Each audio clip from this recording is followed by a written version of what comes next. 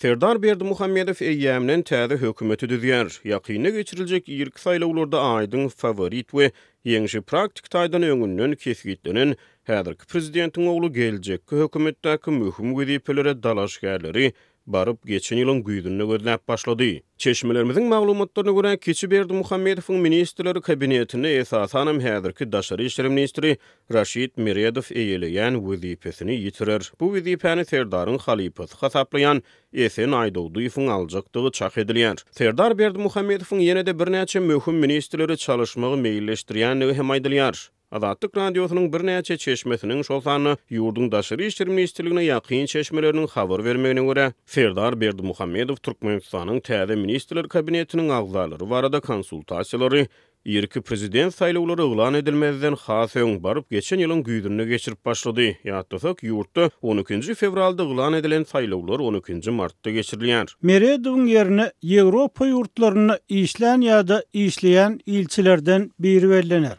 Eýýäm birnäçe ilçi Aşgabat şäherine çağırly we häzir olary barlygdan geçirmek işleri dowam edýär. Ýöni esasy dalaşgar. Soňky 8 ýyl bäri halkara insanperwer ilmler we Ösüş Üniversitetiniň rektory wezipesinde işleýän Esen Aýdowduýewdir. Kadr diplomaty Aýdowduýew 2011-2014 ýyllarda Şweýsariýada ilçi bolup işledi we şol lögur Serdar Jenewada hemde ol ilçiniň geňeşçi hökmüne hasaba alınıpdy. Diýip azatlygyň çeşme saýdýar. Açyk çeşmelerdäki maglumata görä Esen Aýdowduýew 2014-nji ýylda halkara insanperwer ilmler we Ösüş Üniversitetiniň rektory wezipesine bellenmezden ozal Türkmenistanyň Şweýsariýadaky ilçisi wezipesinden başga-da BMG-nyň Jenewadaky agentliklerine Türkmenistanyň hemişelik wekili bolup işleýärdi. Edil şol döwürlerde 2011-2013-nji ýylar aralygynda Serdar Berdimuhammedow Şweýsariýada Türkmenistanyň BMG-daky hemişelik wekiliniň geňeşçisi wezipesinde işledi. Çeşmemiziň aýtmagyna görä şol wagt 30 ýaşyndaky keçi Berdimuhammedow Aýdowduýew bilen ýakyn gatnaşyk kurdy. Serdar ony Aýdowduýewi halypat hasaplaýar. Migumonyň türkmen hyzmatdaş hasaplanýan halkara insanperwer ilmleri we Ösüş Üniversiteti onuň gol astyna döredildi. 2014-nji ýylda bolsa ol Türkmenistana gaýdyp gelip desine onuň rektory boldy.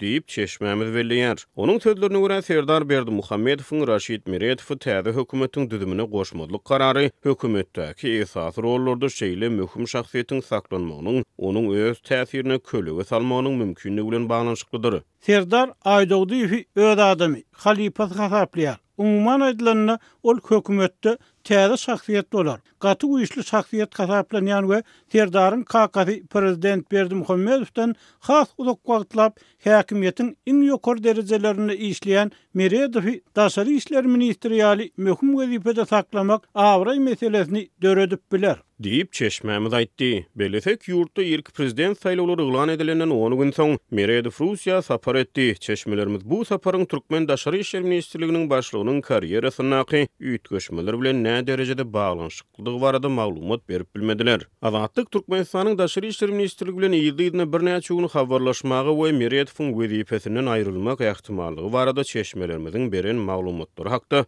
haýsydyr bir kommentariýa almaga synanşdy. Emma ministrligiň bize mälim telefon belgileri arkaly habarlaşyp bolmady. Şol bir wagtda Miredowyň täze ministrler kabinetiniň düzümine bolmajakdygy baradaky maglumatlar Türkmenistanyň Daşary işler ministrligine ýakyn çeşmeler tarapyndan tasdiklandy. Olaryň sözlerine görä Aýdowduýew ýurdun Daşary işler idarasynyň başlygy wezipesine ýeketek dalaşgärdäl. Ýewropa ýurtlarynyň birnäçe ilçini çağırdylar. Bu gezip üçin ministriň ornunasary Wepa Hajiýew hem gözeňinde tutulýar. Ýöne ol özüniň morlumy hasaplayan Miredowyň ornuny eýlemäge çalışmaýar. Ol Aziýa ornuny Owganistan, Özbegistan we Täjikistan boýunça işleýär. Üstesinde dol Pakistan we Hindistan bilen gow ara gatnaşyk saklaýar we bir topuk taslanmasy diýmegi aňladýar. Diýip çeşmelerimiziň biri aýtdy. Onuň sözlerine görä Serdaryň Türkmenistanyň täze lideri hökmüne Ýewropadaky awraýyny artdyrmak üçin PR kampaniýasynyň strategiýasy işlenip düzülýär. Daşary siýasatda düýpli üýtgeşmeleri garaşylmaýar. Şolar bir taraplyk statusy diňe esasan Ýewropada, Jenewada ýerleşýän guruluşlarda we Ýewropa Birleşiginiň Brüsseldäki guramalaryny propaganda urunyň güýçlendirilmegi gözeňinde tutulýar. Diýip çeşmemiz belledi. Yeri gelen aýsak Serdar Berdimuhammedow geçen ýyl vice-premier wezipesini alandan soň ýurdun daşary işler idarasynyň başlygynyň käbir ygtyýarlyklaryny alyp Türkmen-Rus we Türkmen-Ýapon hökümetara guruluşlarda egneş başlyk wezipelerini eýlep Raşid Meredow eýýän bir gyra etdi. Çeşmelerimize görä Meredowyň geljekdäki roly barada aýdylanyny bolsa onu Türkmenistanyň parlamentiniň aşaky palatasy, mejlisiň başlygy ýa-da halkara ynsanperi gurulumlary we Ötüş Üniversitetiniň rektory wezipesini bellemek göz öňünde tutulýar. Ýa-da häzirki wagtda bu universitetiň rektory wezipesini çeşmelerimizin aýtmagyna görä ýurdun daşary işler ministrliginiň başlygy wezipesine esasy dalaşgar Aýdowduýew eýleýär. Belli 61 ýaşly Raşid Meredow öz siýasy karýerasyna Türkmenistanyň mejlisiniň başlygy hökmüne başlady we bu wezipede 2001-nji ýylyň may aýyndan iýul aýyna çenli aralykda bir aýdan gowrak wagt işledi. Mundan başga da ol 1996-njy ýyldan 1999-njy ýyla çenli Türkmenistanyň prezidentiniň ýanynaky demokratiýa we adam hukuklary baradaky Milli Institutuň müdiriniň orunmasary wezipesini işledi. Şeýlelikde Meredow ýurtdaky islenlik ministrden hazyk wagt öz wezipesini saklamak bilen türkmen siýasatynyň uzun ömürli awzat hasaplanýar. Hünäri boýunça aklawçy Meredow ýurdun häzirki hökümetiniň Türkmenistanyň daşyny bilim alan ýeketäk agzatydyr. Azatlygyň çeşmeleri Serdaryň hökümetine başga da bir näçe möhüm ministriň çalşyljakdygyny aýdýarlar. Emma azatlygy muny başga çeşmelere tasdikletmek başartmandyň redaksiýa bu maglumatlary çap etmekden saklanýar.